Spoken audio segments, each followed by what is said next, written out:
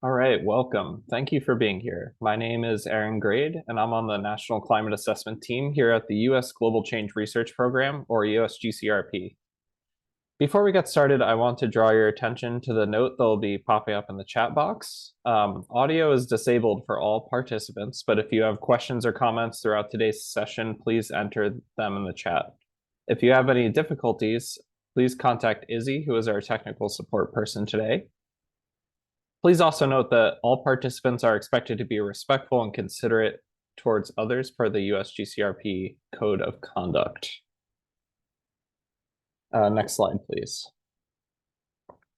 Great, I'll kick off our webinar today with some background information about the National Climate Assessment before turning it over to the international team chapter authors.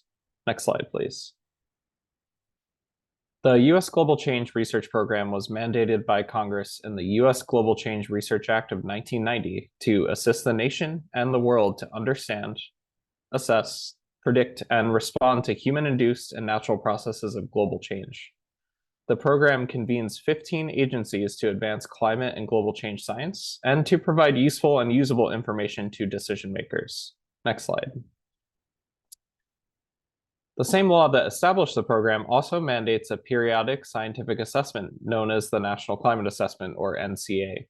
The NCA is a quadrennial report that analyzes the effects of global change on several sectors: the natural environment, agriculture, energy, land and water resources, transportation, human health, social systems, and biodiversity. USGCRP is charged with assessing current trends as well as projections for the next 25 to 100 years.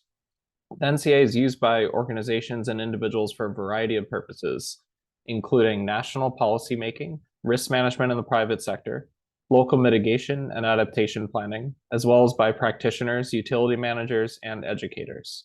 Next slide, please.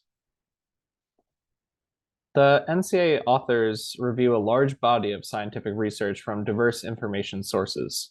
They synthesize that information, examine the confidence in our scientific understanding, and evaluate uncertainties. NCA5 was written by 500 authors and 260 technical contributors from every state in the nation, as well as Puerto Rico, the US Virgin Islands, Guam, and Palau. The NCA is designed to be policy relevant. Authors distill their findings into accessible language framed around risks to people and important resources. That said, the report is strictly not policy prescriptive and does not advocate for particular viewpoints or policy measures. The NCA uses a range of future projections that help decision makers understand the full extent of possible risks that can be avoided or reduced under different scenarios, and leaves it up to the decision maker to ultimately determine their risk threshold. The assessment is compliant with all applicable federal laws and policies, including the Global Change Research Act, as well as other laws that govern things like information quality, accessibility, and transparency. Finally, the report process involves extensive review, including several opportunities for public engagement, a review by the National Academies of Sciences, Engineering, and Medicine, or NASEM, and several government science reviews. Next slide, please. All right, now let's take a look at the NCA5 table of contents. Like previous NCAs, NCA5 covers national level topics, regions, and response actions.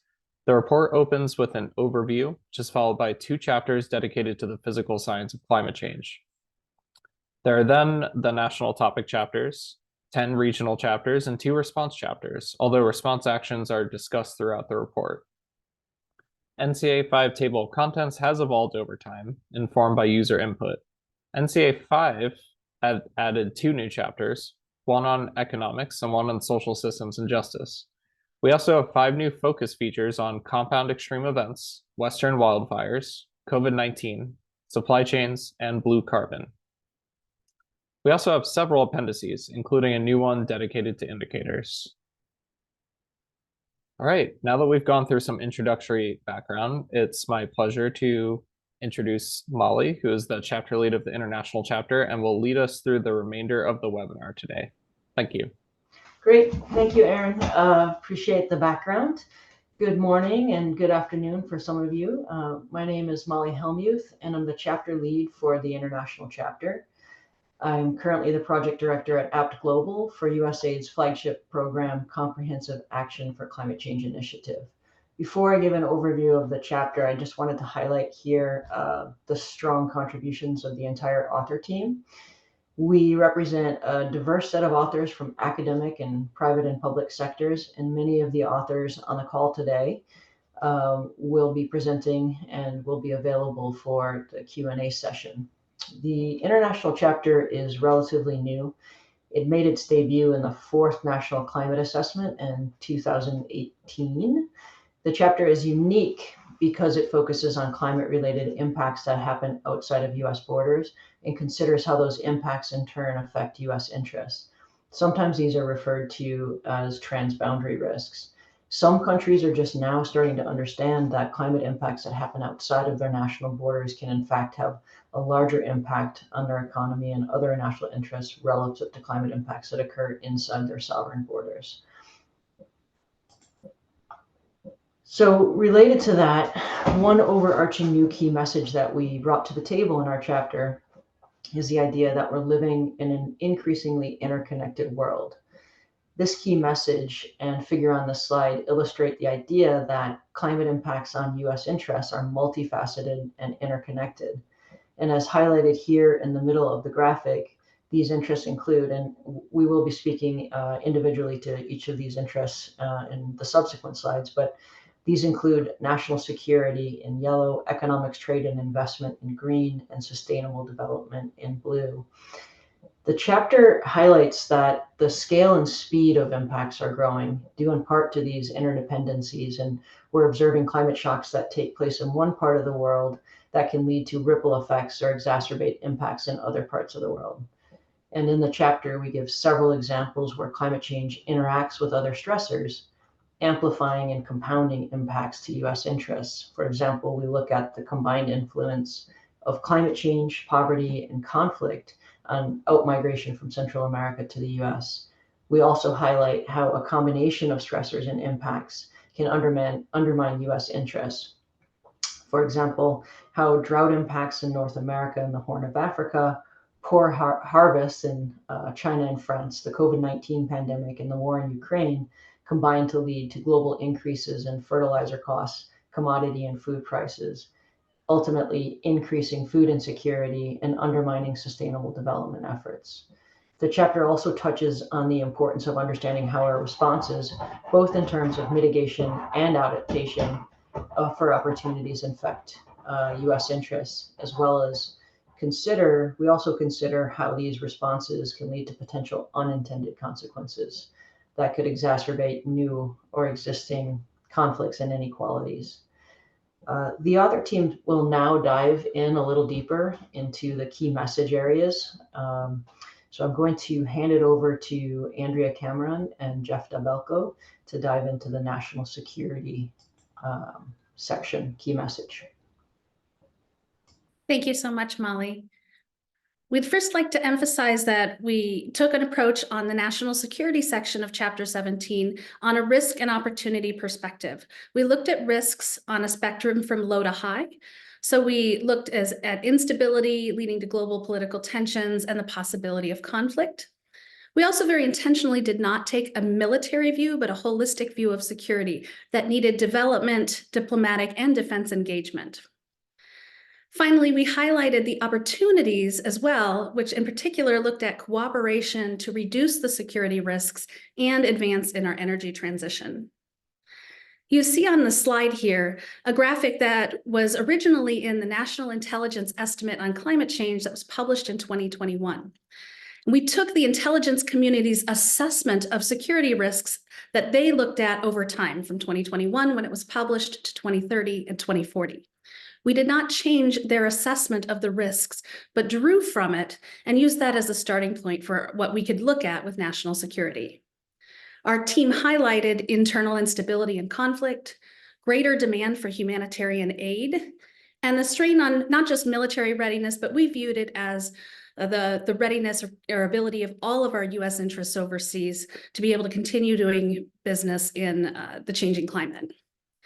We emphasized migration and had a few notes on how this affected our competition, particularly with China and Russia. Now I'd like to turn it over to my colleague, Jeff Del Belco, to discuss the energy transition of the national security portion. Thanks so much, Andrea. Jeff DeBelco from Ohio University. And I'd reiterate Andrea's point about what is new from NCA4 in 2018 and the NCA5 that we're presenting today is really those diverse set of challenges highlighted in 17.1 that Andrea's just talked about. They have active responses from all three Ds of defense, diplomacy, and development. For NCA4, really only focused on the impacts for and responses by defense actors. And so in this iteration, we were able to highlight actions addressing the security dimensions of climate change bilaterally by the US government and with international partners in all three of these areas of defense, diplomacy, and security. And so in this slide is kind of one example. We'll drill down a little bit in terms of the dimensions that are in the security section. U.S. renewable energy technologies rely on imports of mined minerals from around the world. And we're showing here a net import reliance of 30% or more. And so this figure 17.2 really illustrates the multiple levels and the different dimensions of security-related connections between rapidly growing responses to climate change, such as transitions to renewable energy, both produced and deployed in the United States and internationally.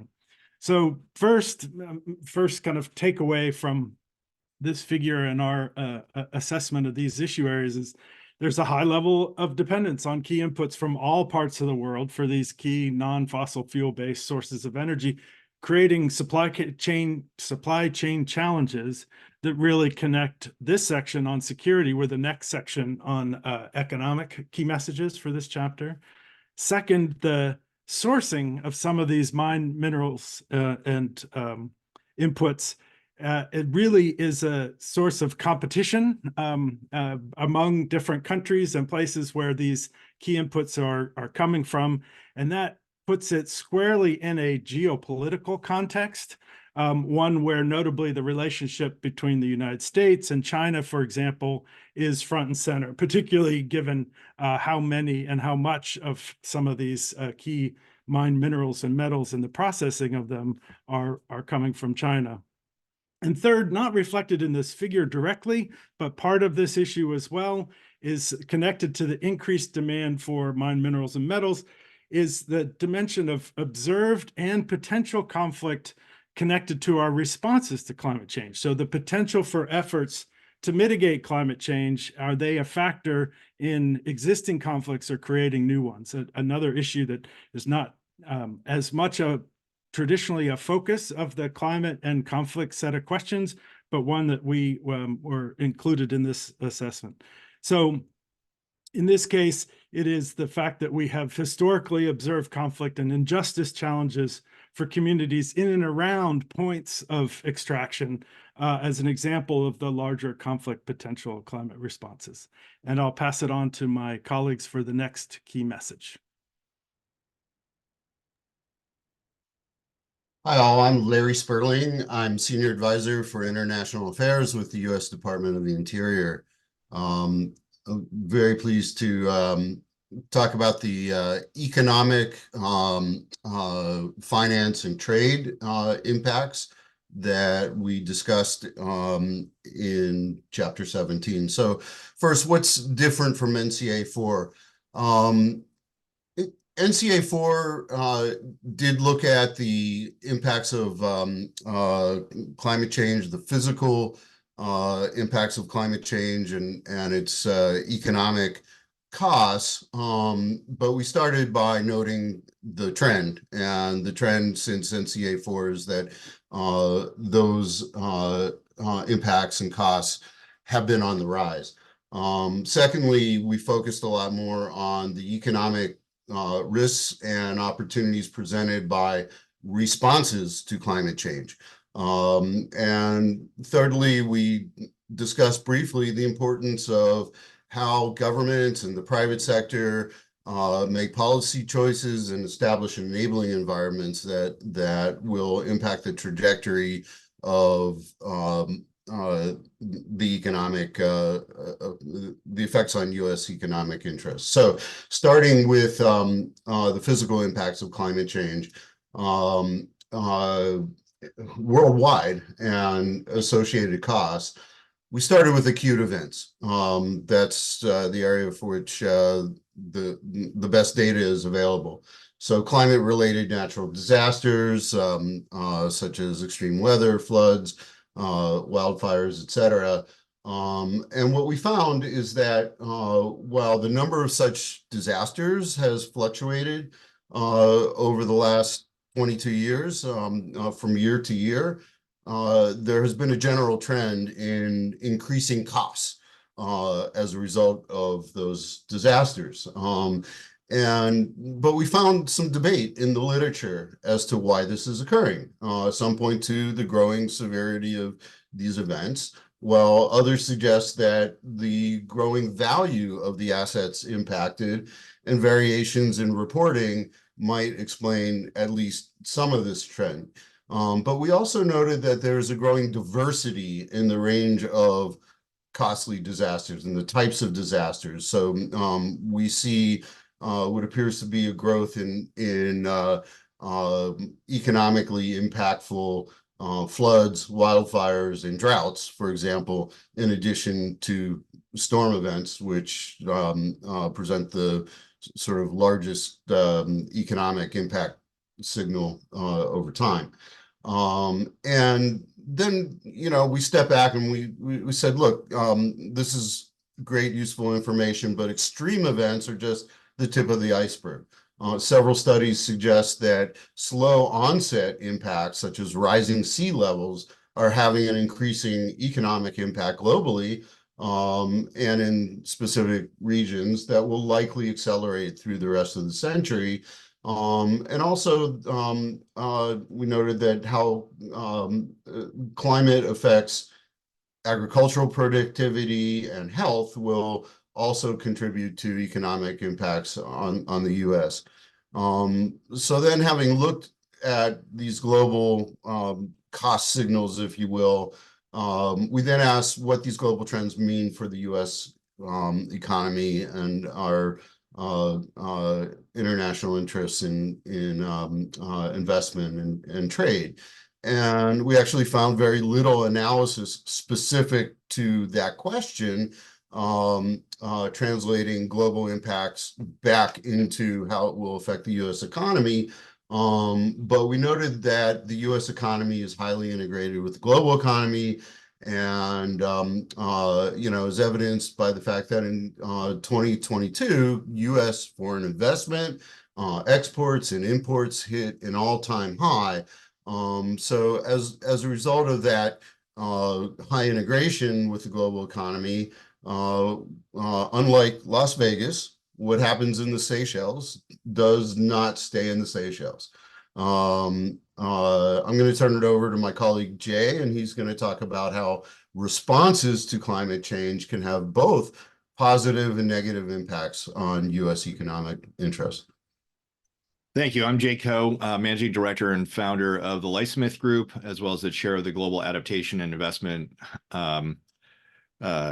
Working Group. And really happy to be here to talk about the other side of the equation, which was the opportunity discussions also referenced in this part of the international chapter. So picking up on what my colleague Larry said, there are obviously substantial amounts of exposure to the U.S. economy through its international integration into the global economy through trade, through sovereign debt, through exports, and so on. There's also now increasing amounts of evidence of the opportunity side of the equation, where both mitigation responses and adaptation responses increasingly around innovation, trade, and investment create opportunities for the U.S. economy and U.S. growth. Specifically, areas such as low carbon energy supplies, transportation and infrastructure, and the mitigation side of things. And then adaptation, we noted that water, health, agriculture, supply chains, and climate services could be potential areas for growth as we see adaptation responses to the climate crisis. Three other major points that were made in the course of the chapter. One is that the public side of the equation is now increasingly using blended finance instruments, green bonds, and other structures to unlock private capital flows. And you see here The climate finance by public and private sources accelerating up to the 2020 period. That was the subject of our analysis here. It's not growing at the pace required as projected to address the full impacts on the adaptation and mitigation side of the climate crisis, but we are seeing acceleration here. Specifically, the opportunity part of the climate impact is being identified and focused on by the business and investment community in addition to the public sector. So we noted in this discussion that an increasing number of businesses are considering mitigation efforts in the decarbonization transition to be both a necessity and also a business and investment opportunity. So for example, over 3,400 organizations from 95 countries have signed on as of 2022 to the Task Force and Climate-Related Financial Disclosure set of principles. And then an adaptation where there's also been a limited amount of investment activity. Historically, we've seen the launch of the Adaptation Solutions Taxonomy in 2020, and also the first private investment fund for adaptation. So I think the broader message here has been of two sets of ways of analyzing the problem. One is both there's a risk to the integrated nature of the U.S. economy in trade, investment, and exports, but also an opportunity set that's being seen by both the public and private sector. The public sector is using different mechanisms to unlock the private sector, and the private sector is now beginning to consider both mitigation in a substantial way, and now increasingly from a small base of less than $500 million of tracked investment in 2022, adaptation as an investment opportunity and a growth opportunity as well. So I'll turn it over to back to Larry to hand it over to the rest of our colleagues. Thank you. Yeah, so just to wrap our discussion of this section, and thank you, Jay. We had a discussion in the chapter on a topic that also pertains very in a robust manner to the next section of our chapter, sustainable development. And that's how that balance of risks and opportunities plays out for U.S. economic interests will highly depend on the quality of the policy choices and the enabling environment, essentially, that governments and the private sector make in navigating the climate transition. So the effectiveness of climate responses in reducing economic risks and optimizing opportunities for U.S. interests will depend on regulatory and market frameworks and financing, the enabling environment for innovation, and policy choices that not just governments, but the private sector makes in responding to the risks and opportunities presented by climate change. And we note that one of the best ways to maximize opportunities and reduce risks is through enabling environments that are transparent, accountable, and promote participatory decision-making. This is a theme that again carries through to the sustainable development section of the chapter, which Molly will address. Thanks. Great, thank you. My colleagues and the primary authors of this section from USAID and the Millennium Challenge Corporation were not able to join today, so standing in for some very strong authors here. But first and foremost, in terms of sustainable development, the U.S. has a strong interest in sustainable development as it affects our national security and economic interests. Climate change is really a risk multiplier in terms of impacting a wide range of development challenges, including food security, poverty, health, water, infrastructure, and education. And importantly, the ability of natural ecosystems to provide the services that people depend on for well-being. Ultimately, no country or population is spared from climate change risks. Climate change directly disrupts people's livelihoods and indirectly can contribute to the erosion of financial reserves, increased conflict, and political instability. And globally, an estimated 26 million people are falling into poverty every year due to extreme weather events such as hurricanes, floods, and droughts. And these impacts fall mostly in lower income countries, which have fewer resources to respond. For example, the figure on this slide shows how a warmer world will interact with existing differential capacities. So with impacts falling disproportionately on poorer countries and marginalized populations, shifting mortality patterns. The maps show projected changes in mortality due to climate change in 2050 under 2 different climate change scenarios. Even when accounting for future adaptation and rising incomes, mortality will significantly increase in the global south, but also you can see here in parts of North America and Eurasia. So despite an increase in climate finance, global finance flows continue to fall short of mitigation and adaptation goals and needs. And some estimates indicate that in order to avoid the most dangerous impacts of climate change, annual international climate finance flows for adaptation and mitigation would need to increase by 3 to 6 times from current levels by 2030. And in particular, adaptation finance is woefully inadequate. At the same time, proactive investments in adaptation and mitigation can result in benefits that would far exceed costs, while the benefits of mitigation investments are expected to exceed costs, even with accounting for avoided losses, reduced adaptation needs, and other co-benefits. For adaptation, these benefits are not only financial, but can also result in reduced humanitarian spending, avoided asset losses, and lives and livelihoods saved. For example, investments in early warning systems, flood inundation models, and insurance schemes could have offered protection and limited the long-term effect of the recent floods that we saw in Pakistan, where development funds were diverted to disaster response. Finally, the Sustainable Development section highlights the evidence that locally led, collaboratively developed responses can strengthen the potential for more equitable, climate resilient development outcomes. So with that, I'm going to pass it over to my colleagues Farhan and Roger to talk about some of the opportunities. Thank you, Molly. Hello, everyone. My name is Farhan Akhtar. I serve as in the climate office at the State Department and have been the pleasure to be the CLA of the chapter. Returning here to the figure that Molly showed earlier, we've shown how the chapter tracks the impacts of various stressors and capacities across national security, economics, trade and investment, and sustainable development.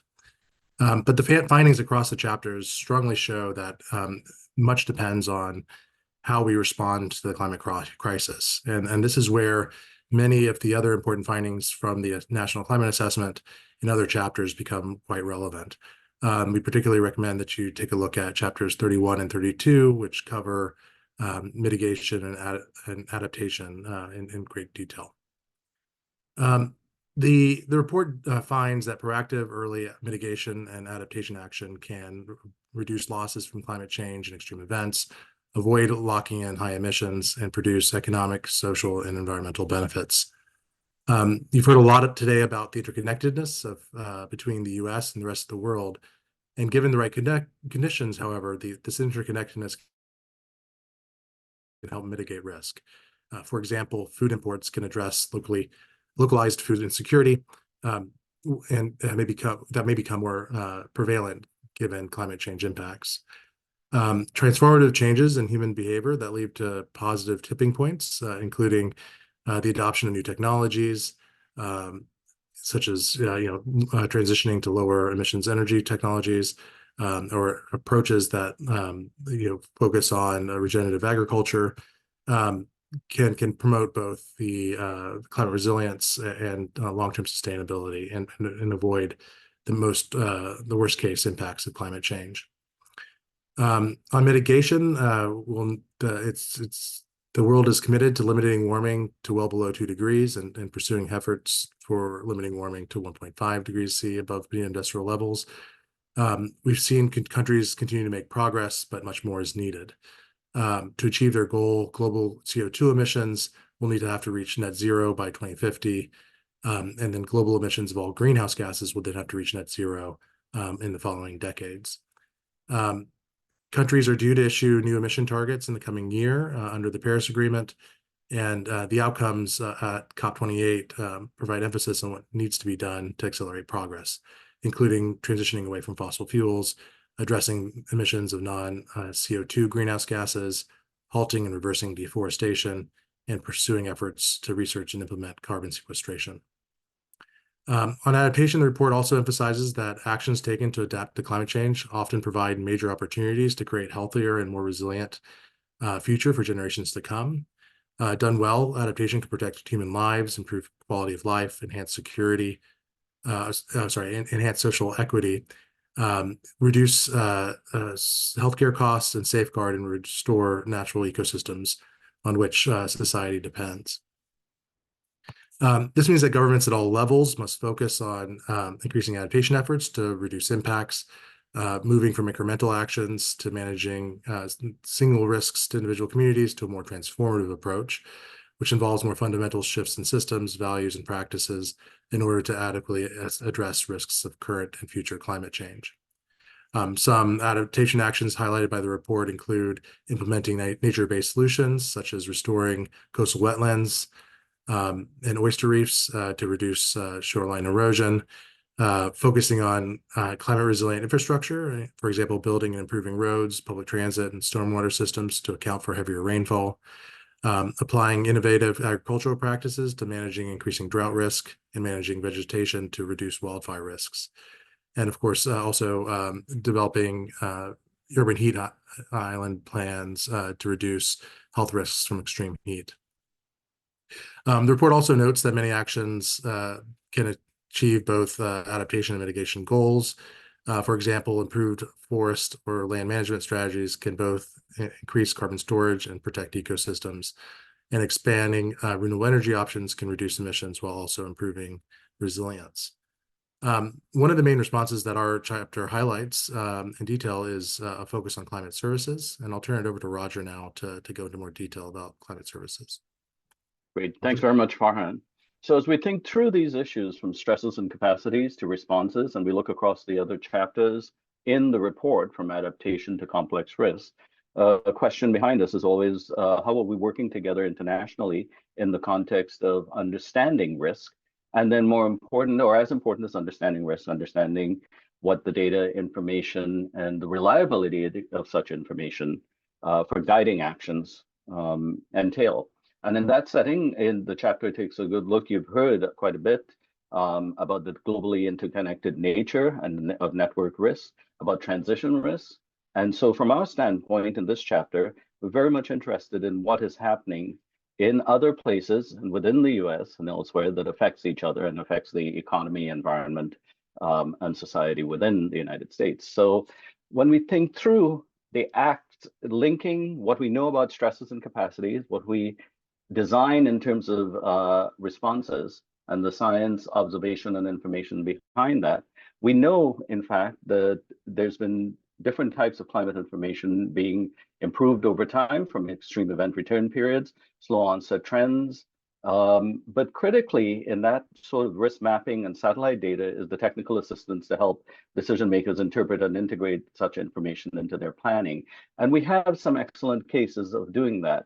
Certainly in the context of the Famine Early Warning System Network, the NCA5 project on National Climate Services, coordinated by the International Research Institute at Columbia, and the partnerships the US has in the Global Framework for Climate Services and with the UN Office of Disaster Risk Reduction. So these help us guide and meet the goals that are within the Sendai Framework for Disaster Risk Reduction, the Paris Agreement, the Aichi Biodiversity Agreement, and they feed very much into the early warnings for all initiatives of the UN. Critically, the President's Emergency Plan for Adaptation and Resilience supports many of these goals. There is, however, a major dearth of data availability across many of the countries that we looked at for this report. And so doing the risk-related analytics and creating the networks for engaging communities across sectors from national security to humanitarian interventions, water resources, and health becomes extremely critical. To the point of climate services, we took a look at climate as being a cross-timescale phenomena. In other words, how our responses to extreme events can constrain or enable long-term vulnerability, and what that means in the context of planning and thriving in a changing world. So as we think through this, we do understand that traditional risk approaches are not able to deal with the cascading and compounding hazards that we're seeing. And in the design of climate services and the information services behind them, we actually take into account that these systemic aspects of risk are more difficult to handle and in fact require better and more integrated approaches to both physical and social climate information. And from that standpoint, we actually lay out some pathways that actually benefit us in terms of systemic transformation, in linking incremental and what we call transformative adaptation, but actually all based on how we realize the economic, social, and environmental benefits of using information to guide our decisions into the future. Thanks, Farhan.